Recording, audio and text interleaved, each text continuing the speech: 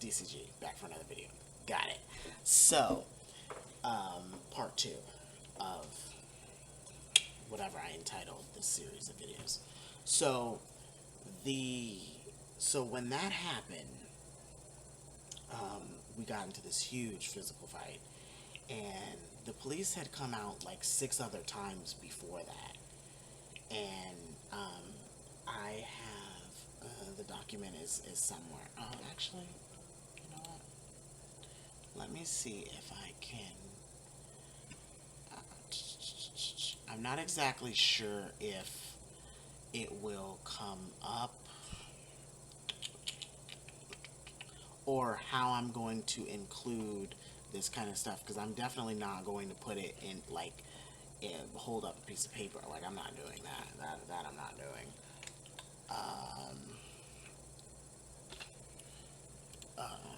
Yeah, that I'm not doing. So let me see. So I have it. So anyways, so what we're gonna do is I'm going to just continue on and then insert this stuff in somewhere in the video.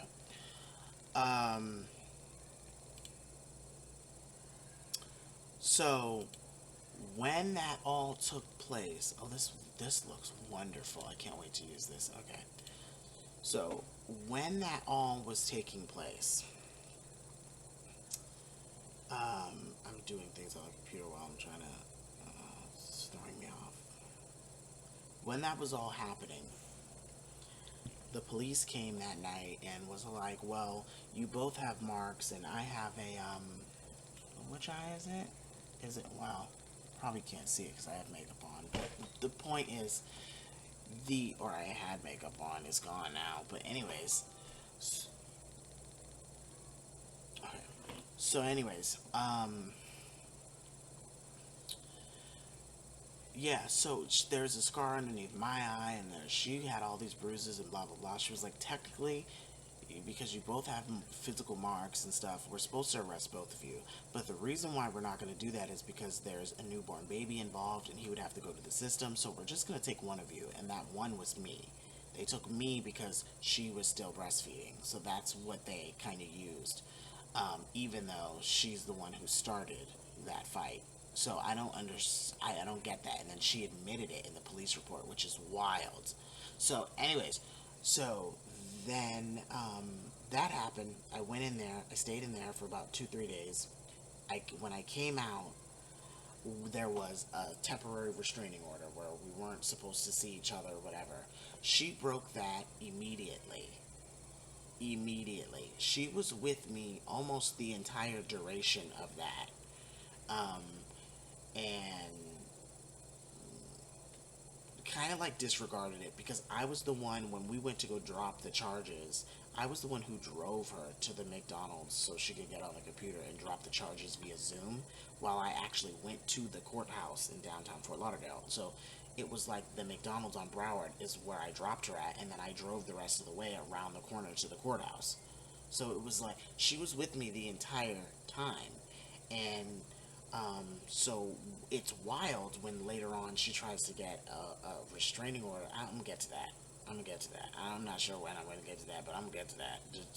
Just hold just one moment. So that happened. They told me we weren't supposed to talk. She totally violated that. I said, okay, fine. So we went to the thing. We ended up dropping the charges. Boom, bam.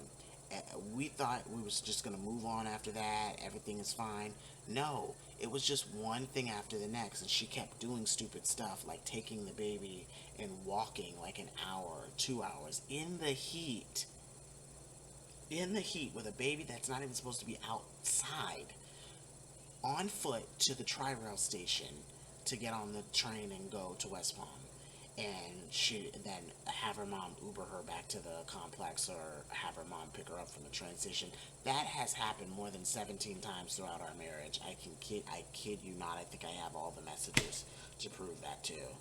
It's crazy because I'd come home, and those are the kind of messages that I didn't feel a need to like add to the court case, because it really doesn't really pertain to anything. But I do have it in case I have to prove that.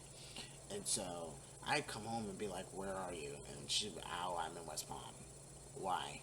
Like, she'd just leave out of nowhere. Like, she has no sort of common sense or obligation. And it just got to the point where it was just really, really annoying and really, really frustrating. So, anyways, so then she would just play all these games. And so I got on the phone with the landlord and I said, "Well, she wants out of the lease. So, what do I do about that?" And she goes, and he told me, he said, "Well, there's a lease release and we can sign her off the lease." And I said, "Oh, wonderful. Can we do that?" And that was May 3rd or something. May, January, February, March, April. April. We moved in April 11th, and that was May 3rd. He crafted that paper on May 3rd. This was before we started getting physical. This was way before. She just wanted out. And it was because all the pressure that I was putting on her. You can't be in this relationship and respect me and say you love me, but yet disrespect me by continuing contact with your family, the same people that are continuously disrespecting me and disrespecting our union and disrespecting everything about what we've built. And so I just wasn't going to have that. If you want to deal with them, then you deal with them by yourself. Like, I don't want to be a part of it. And so that was the thing that was happening then. She didn't end up signing it until um, August 21st. August 21st. Third. August 21st or 3rd or whatever. I think it was around the time that I went to jail. I know that for a fact because I can't know it was the 23rd or something like that. And I can remember that vividly because when I came out of jail that day, I called my landlord was the first person I called and I said I want her off the lease and I want her off the lease now. And see, and there's the thing. So then he went ahead and he was like, "I already sent it to her, but she never signed it." And so um, I did it for her the first time and sent it in. And she was arguing, and she said, "Oh, I didn't sign that the first time, so you need to send me another one, and I have to approve it. My husband signed that one for me. I am not sure if I'm gonna sign myself off the lease." And I'm like, "Oh, honey, you don't have a choice. You getting off this lease because I don't want no drama here. And there, you sent me to jail. That was it. I don't want nothing to do with you after that." And so I said, you need to go. I'm making the decision for you. You need to leave." And at that point, I think that's the only time in history that I told her to leave, which is justifiable. So then I said, yeah, that's done. It's squash. We not having that. So I said, you need to bounce. And then she signed it herself on August 23rd. That's what it was. The one for like May something, I ended up signing, and they said, "No, you can't do it like that. You can't sign it for her. She has to sign it." I said, "Oh, okay, fine." So that happened, and I said, "Now I want the locks changed immediately." Immediately. And here comes the juice of the story. So he came out, he sent somebody out to our house to change the locks that same day. I mean, I got stuff done. That same day I was released from jail, I said, "Can I have it done like now? Like now. Like, I was released at like night. And I said, "I need somebody to come out here at 10 o'clock at night and change these motherfucking locks. And I'm not playing."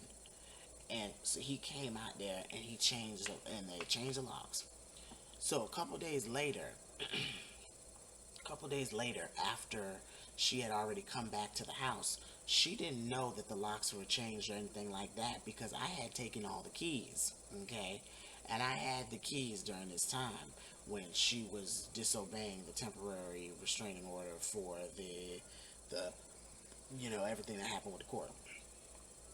DCF got involved, and when DCF got involved the first time, everything sort of kind of went smoothly. She didn't like that the lady was only talking to me, and I still to this day I'm trying to figure out what the big deal about that is. I'm just the more personable person, and if anything, I'm the reason I'm the person that kept us out of trouble. Because if you actually read the DCF report, the reason they said the baby was safe is because of me.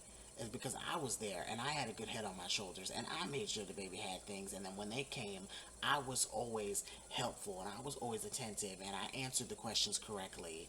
Had I let her answer those questions, we probably would have been in deeper shit. So then when that happened, and DCF came out twice, but I'm not to that part yet. So well, DCF came out and their investigation was maybe 20 some days, and then they closed it. They closed the case, but she went ham on DCF, and then um, it didn't like the lady, so then she went to the person above her, asked for somebody else. They said no. Then she went to that supervisor and argued with them, and then she went to that person's supervisor, and then that person's supervisor, and then it was this whole thing. And so DCF, I guess, had labeled her as difficult to work with and just kind of like pinned our account. And I'm like, you don't want them to pin anything. Like, when it's closed, it's closed. You just want to leave it alone. But she was so angry because she just wasn't getting her way or whatever. And I remember this conversation that she had with her mom while we were sitting in the truck. She had her mom on the phone, and I was sitting in the driver's seat, and she was like, "What do I do?" Blah blah blah. And her mom was telling her, "Well, your husband probably told them some shit to make them treat you the way that they're treating you." And I'm like, is this lady really saying what I think she's saying? Because she's sitting there on speakerphone, but she don't know that I'm sitting right there. But my thing is, you really think that? And I sit there and I'm looking at Akaya like, are you going to say something? Are you going to defend me? Are you going to do anything? Because clearly that's not happening if we're together 24/7. When would I have had time to tell them anything abnormal about you? I'm not concerned about that. I'm concerned about not getting my child taken. That's what I'm concerned about, especially when I'm the one who's working my ass off every single day to make sure that he has what he needs, and I'm doing what a father is supposed to be doing. And the only reason he had a decent life at all in the beginning was because of me. So I'm trying to make sure that he's not going anywhere, because if my child gets taken, it's because of her, and that's her fault because of the shit that she was doing that she didn't have no business doing in the first place. And then um then I was like, hey, she this bitch really, she's always trying me. And so then um I said, all right, whatever. All that kind of died down. Every time we had a little spat, I would call her dad. Her dad would come out in the middle of the night to deal with her. Like, what the fuck? Like, I came out of my bed. I came from Hollywood. Like, what the fuck is y'all's problem? Like, what the fuck is going on over here? Where y'all keep calling me in the middle of the night or whatever. And he would come out and he would break up the fights and he would mediate the situation. And I'm like, it's not me, it's her. I said, I don't know what you need to do, whether you need to take her for the night. I don't know what's going on. Her mom has even come down and taken her place, back up to West Palm for, and she's always the initiator, and you can tell that because she's the one that's the most angry about the scenario. If I'm the calmer one about everything and whatnot, clearly it can't be me who initiates it, because the person who initiates it is usually the angry one. And I was never angry in these situations because I did not bring this upon myself. She did this on her own. And, everyone's like, oh, well, it's postpartum depression. No, no, no. You can't even use that because I don't even think that's a real thing. Because everybody keeps saying, oh, it's postpartum depression, blah, blah, blah. She's not going to be herself. She just had a baby, all this kind of stuff. Well, if postpartum depression is real, it certainly wasn't what she was dealing with, because that is how she would typically act when she didn't get her way. Her behavior was not abnormal to me. It was just behavior that other people didn't see. She's a Virgo. So she likes to protect her public image. And she doesn't want people to see the real, the real, the real. But I know what the real is because I spend the most time with her. So, boom. So then, I was just like, she's on some shit. She's like, this is bullshit. And we had those issues a lot. I mean, a lot, a lot. And I was like, this is unhealthy. This cannot happen. Every day I was being accused of cheating. And not just any kind of, oh, you sleeping around, you doing something you ain't got no business doing. Oh, you sleeping with tranny. Oh, you sleeping with men. Oh, you sleeping with your best friend. Oh, you sleeping with all these things. She just went ham, just accusing me of doing every little thing under the sun that you can think of, I was accused of. I was, you know, she kept thinking I was fucking my best friend. Then she said, "Oh, I don't care who you fucking," and blah blah blah. And that's what you like, cause she's a man and she's a tranny, and you want her to fuck you in the ass, and you know she's a dude, and all this kind of stuff. So this is the stuff that she would say and do repetitively for years. Not like a few months or not like it just started. Like, no, she's been doing it for years. And I always was kind of like, like you're not cute. And then after a while, I'm like, this is not love. This is not. This is disrespect on a whole nother level. This is not cute. And I just was like, all right, well, I can kind of see where this is headed, and I did. I could see where it was headed, but I felt like if everybody would just get out of business that didn't pertain to them, we would be perfectly fine because we always were. Every time it was just us and just the immediate family, and even after CJ was born, even when it was just us, it was fine. Whenever their names came up in it, something happened where they wanted to do something, or her brother came into town, or and she wanted to go, and I was always like, no, you're not going up there. Talking about someone, my brother's coming into town. I don't give a fuck who's coming into town. It could be fucking Mariah Carey. I don't give a fuck. You're not leaving this house, and that's how it was. Your priority is this family. Your priority is your son, and she was always ready to jump ship. Always, always, always, always. And every time I said no, whether it was for a legitimate reason or not, she was ready to jump ship because she wasn't getting her way. She wanted her relationship back with her family so bad after they called her the Aunt Keisha of the family, the fuck up of the family, the mistake, all this kind of stuff. And mind you, she's the oldest, so how is she the mistake? Nah, niggas. Y'all that came after her is the fucking mistakes that should have never been born. Y'all was the mistakes. Nah, it don't go like that. And she has a little sister that acts like the big sister because she's the mom's favorite.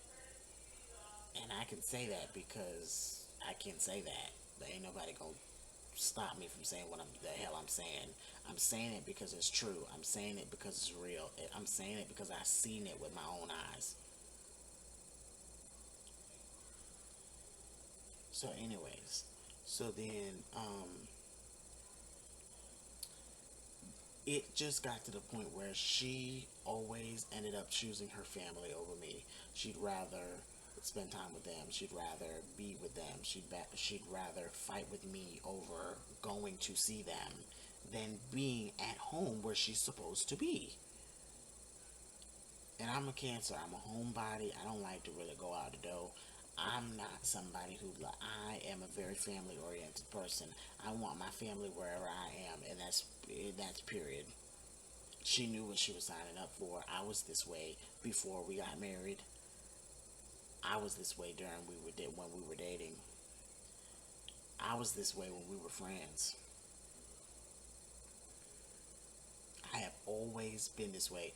I am the one who has been the very same person since day one till today. I'm still the same person. Ain't nothing about me changed, and nothing about me is going to change. I am going to be the same motherfucker I've been being. Because A, I'm not in the wrong. I don't have nothing to hide.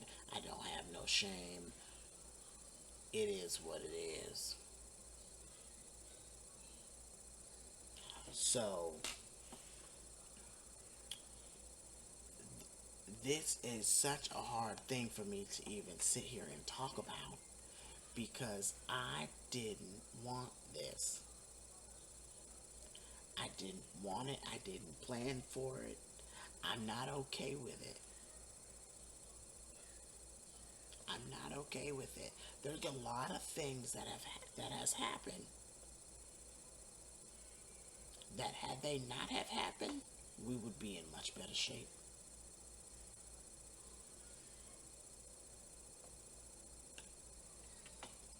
I blame her entire family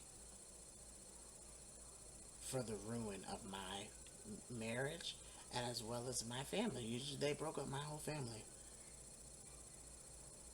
selfishly after they disowned her and kicked her out and left her for cold.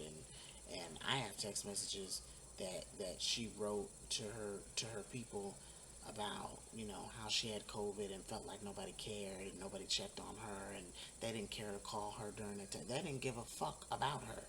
And who was there that whole time? Me. Who was picking up the pieces? Me. Whose shoulder was she crying on? Mine.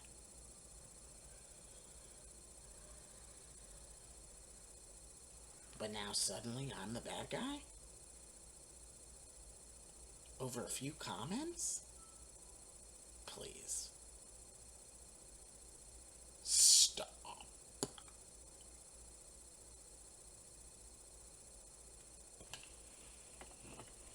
So, um,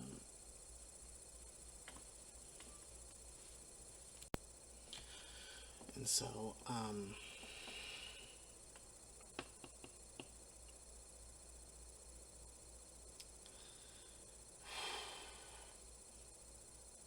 so in May, no, wait, hold on. Where was I? What month was I in? August. Okay, so yeah, so that month of August is when she officially moved to West Palm. She moved and she came back a few times throughout the year until I left in April of 2023 of the place. I had to leave on April 1st of 2023 because the lease was up. I stayed there the remainder of the year. She was back several times throughout the lease, obviously, but she had officially taken all her clothes and moved, and the police came and gave her her stuff and let her, and that's a whole nother thing. So I'm gonna end this video here, and then I'm gonna pick it back up in the next part.